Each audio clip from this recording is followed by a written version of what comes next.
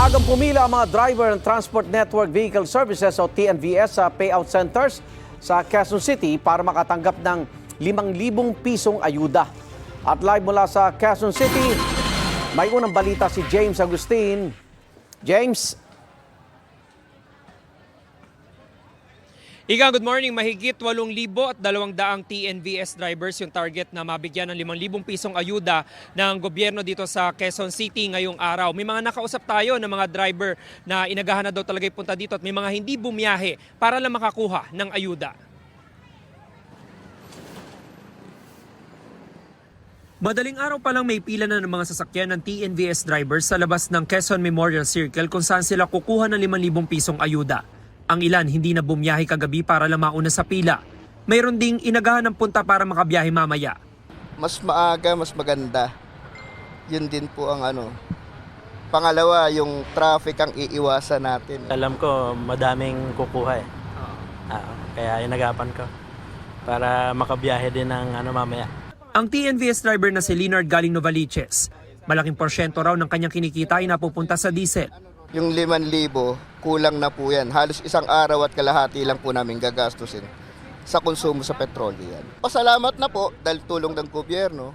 Nangalahati naman ang kita ng full-time TNVS driver na si Noriel dahil sa sobrang mahal ng diesel, kaya malaking tulong sa kanya ang ayuda. Malaking halaga to para sa amin kasi sobrang taas talaga ng diesel. Next week nga, pag tumaas pa, siguro ihinto na muna ako sa biyahe kasi sayang yung pagod. Sa diesel lang talaga napupunta. Dahil lumaban na ang pila ng mga sasakyan sa elliptical road, inabisuhan sila ng mga traffic enforcer na humanap ng parking.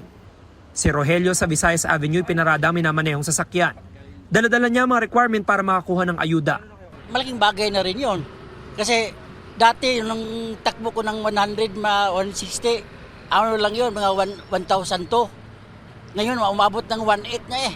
Laki ng tinaas. Bago ang ayuda, sabi ng TNVS drivers, diskarte muna para makatipid sa konsumo. Kung saan may booking, pagka-drop ko, doon na lang ako. Nag-aantay ng booking. Pag palusog, pre-wheel.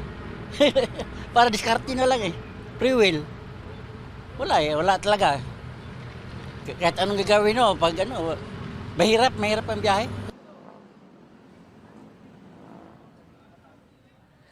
Igan, sa dami ng TNVS drivers na kinakailangan na mabigyan ng ayuda hinati sa dalawang schedule ito, merong morning at afternoon, depende na lamang po doon sa unang letra ng apelido ng driver yung schedule nila. Ito nakikita nyo po, ito yung validation area dito sa Quezon Memorial Circle. Dito binavalidate kung sila ba'y nasa listahan at kung kumpleto ang kanilang requirements. Kabilang na yung driver's license at photocopy niyan. Sa tabi lamang nito, doon yung mismong payout area kung saan kaninang alas 6:30 ng umaga nagsimula na po yung mga tauhan ng DSWD sa pamamahagi ng 5,000 pisong ayuda. Mas maaga po yan doon sa schedule nila ng alas 7 ng umaga. Yan muna yung latest mula po rito sa Quezon City. Ako po si James Agustin para sa GMA Integrated News.